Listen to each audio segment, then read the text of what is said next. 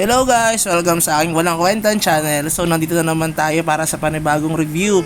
Ngayon guys, ang ating i-review ngayon ay PvP pa rin. Pero ang kakalabanin natin na isa ring vlogger or parang content creator na rin. Kasi it is most requested na sabi nila maglaban daw kami. So ito si N360. Ang kanyang channel guys ay Derek F2P, no? Free to play. Pero siya na rin nagsabi before na hindi siya talaga F2P dahil nga nagta-top up din siya. So, marami si Derek talaga na parang bashers or parang haters dito. Pero, kung mapapansin nyo, maganda yung mga content niya. Isa na rin ako sa mga nanonood ng mga content niya ever since nung BK tayo bago tayo mag-switch ng DL, STR, at saka DL cha hanggang sa naging wizard na tayo. Kapag may mga ano kayo dito, may mga gusto kayong guide, ito, highly recommended dito si Derek, yung kanyang character na si N360. Napakalakas niya guys, hindi ko alam kung bakit ganito yung character niya pero ang ganda ng building ng character niya. Low level lang siya, compare sa ibang mga DK ha, na medyo mataas na level pero kaya niyang sabayan yung character niya. Hindi ko alam kung ano yung technique niya, yung iba kasi hindi ko napapanood, medyo busy rin naman tayo. Pero kung gusto niyo ng DK guide, si N360 ang isa sa mga marirecommend ko na panoorin nyo para dun sa mga karakter nyo na gusto lumakas pa. Pero pag wizard, syempre sa akin na kayo manood. Kung meron mang mga wizard din na nagko-content or nagbibigay ng guide sa atin, panoorin nyo, supportahan natin yon. Wala namang mawawala sa atin, no? At the same time, matututo tayo kung paano natin or magkakaroon tayo kahit paano ng guide kung paano lalakas yung mga karakter natin dito. Yun lang naman ang gusto natin yung maging malakas yung character natin, 'di ba? Yung gusto natin na kahit papaano nakakasabay yung character natin dun sa mga laro natin, guys, no? Kasi iba rin yung nabibigay ng fulfillment sa atin kapag yung character natin mismo ay lumalakas at nakakasabay dun sa mga nilalaro natin. Para bang nagre-reflect sa pagkatao natin yon as a human being. At the same time, dito sa paglalaro ng MU Monarch, kapag mahina ka kasi parang ang hina din ng character na individuality mo, no, ng pagiging sarili mo. Pero hindi naman ibig sabihin ganun na lahat 'yon. So ngayon, susubukan natin si N360. Best of 3 kami dito. May mga nakalaban na tayo na BK din. Meron tayong video, 'di ba? Nakalimutan ko anong pangalan niya. Tatsi ba 'yun? O kalimutan ko, basta medyo Osetski ang pangalan niya dito at mas mababa yung kanyang ranking dito sa BK na si N360. Ibig sabihin mas malakas si N360 compared doon. Same sila na full option yung set. Mas maganda yung wing ni N360 para sa akin sa tingin ko lang. Maganda kasi yung base stat niya tapos almost perfect. Parang 45 tsaka 44 yung wing niya. So susumubok na tayo sa character na ito kay N360. Ewan ko kung makakaisa ako dito. Hindi ko masabi kung talagang malakas na din ba yung character natin, pero kita nyo naman, paubos agad yung ating SD. Tapos ang kunat niya guys, napakakunat niya. Ruin mo, ganyan lang ginagawa natin kasi hindi naman natin kayang sabayan. May mga nag-comment kasi sa atin before na nakakatamad daw yung PvP natin dahil or parang nakakaumay dahil nga takbo tayo ng takbo. Kasi naman hindi natin kaya sumabay doon sa mga tank talaga, yung mga malalakas yung mga defense at saka yung buhay nila. Tayo naman maliit yung buhay natin tapos medyo malakas naman yung defense pero hindi pa rin kasi talaga kaya sabayan itong mga pang PvP na mga class. Okay? So, linawin ko lang ito ay guide lang yung mga content natin na sa inyo kung gusto nyong gayahin o hindi. So, talo tayo 1-0 dito kay N360. Sabi ko sa inyo, hindi natin gaya sa N360. Lagi nyo kasi sinisingit si N360. Kaya alam naman natin hindi natin siya kaya. Anyway guys, para sa akin, no, okay itong swiftness na wizard para sa akin. Pero kung hindi nyo pa nakukuha yung level ng inyong mga skill talent, tulad ko, hindi ko pa kasi siya nakukuha. Tulad nung sa yung Venolent Poison, hindi ko pa na-max yun. Yung skill talent, yung dun sa master talent natin na meron kasi doon option na skill talent by percent yung mare-reduce yung ating yung defense ng kalaban natin, yung player na ina-attack natin, tapos yung thunder naman mabablind siya, ibig sabihin mamimiss yung attack niya sa atin, tapos mas malaki yung damage na may inflict natin dun sa kalaban, hindi pa natin nakukuha yun.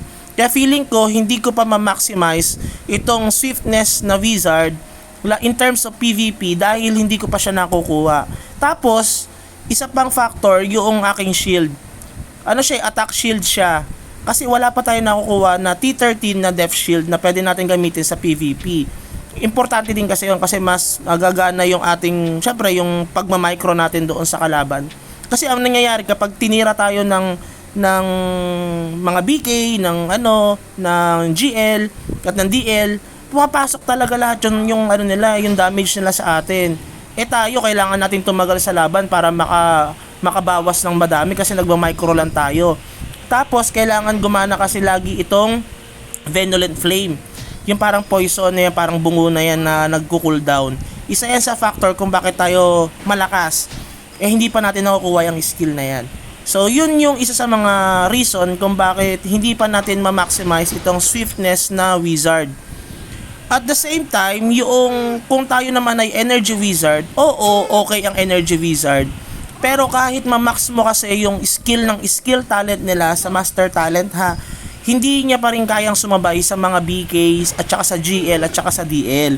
Hindi nila kayang sumabay kasi pure damage yung binibigay ng energy wizard. Correct me if I'm wrong. Meron tayong video na nag-explain about dito sa skill talent ng Swift Wizard. Pwede niyo siyang panoorin naman para mas maintindihan niyo siya. Ilalagay ko na lang yung link sa description sa baba para kahit paano meron kayong mapanood.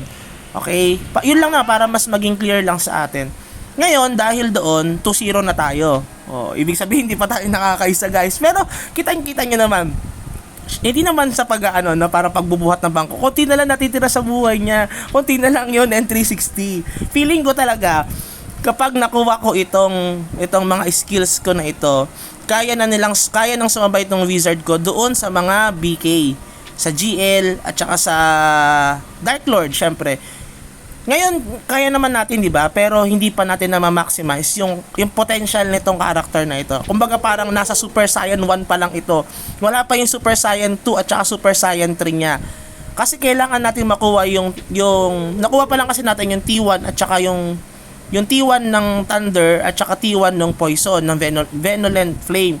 Hindi pa natin nakukuha yung T2 ng Venulent Flame tsaka yung T3 ng Venulent Flame at saka yung T2 at T3 ng Thunder, which is isa sa mga magandang factor para makasabay tayo or mapatay natin itong mga DK na ito. Syempre, hindi pa rin natin sila kayang sabayan ng tayuan.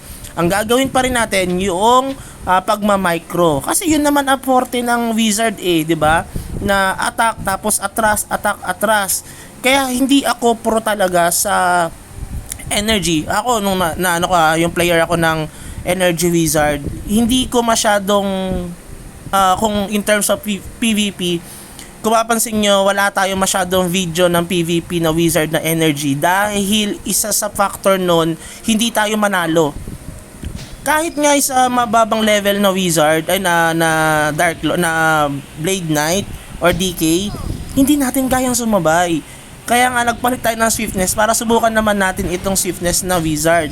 At yun nga, nung binabasa natin siya, medyo nakita natin na mayroong mga skills ito na pwede pang pataasin, na pwedeng makasabay or pumatay dito sa mga makukunat na karakter na ito, mga class na ito guys. So nasa sa inyo kung gusto nyong gayahin itong ating build sa ating wizard. Pero para sa akin, nire-recommend ko to kahit maraming basher si N360, kahit maraming siyang kaaway dito sa amin. Hindi ko alam kung bakit marami siyang kaaway, no? Pero lagi ko kasi napapanood sa video niya na parang may naghahamon, may mga bully, tapos kahit sa paglalaro dito, nagta-trash talk kasi siya. Hindi ko alam kung paano nagsisimula kasi tamang laro lang tayo. AFK, daily, ganyan. Yun lang ang usual na ginagawa natin dahil busy tayo sa pag-akyat ng bundok at sa mga ibang mga bagay. So kita nyo naman, marami na naghahamon sa atin sa PvP. Sinubukan naman natin yan. Yung iba, i-upload natin yung video. Panoorin nyo na lang. Huwag tayo magkaroon ng spoiler guys, no? So, kita nyo, 2-0 ang laban namin. Hindi ko alam kung mananalo pa tayo dito, pero feeling ko hindi. Kasi mas malaki na ang buhay niya. Yan, 'di ba? Kita niyo naman wala na akong buhay. Konti na lang. So, sana manalo pa tayo, or kung hindi na 3-0 tayo ni N360, no? So yun lang siguro. Ay, okay, nakakahabol tayo guys, kunti na lang. Feeling ko mananalo tayo dito, feeling ko lang. Okay. Ay, parang hindi. Okay. Okay, hindi. So, 3-0 ang score namin ni N360. So, yun lang. Kung nag-enjoy kayo, please subscribe. Kunti na lang, mag-1K na tayo. Maraming salamat and have a good day. Bye-bye!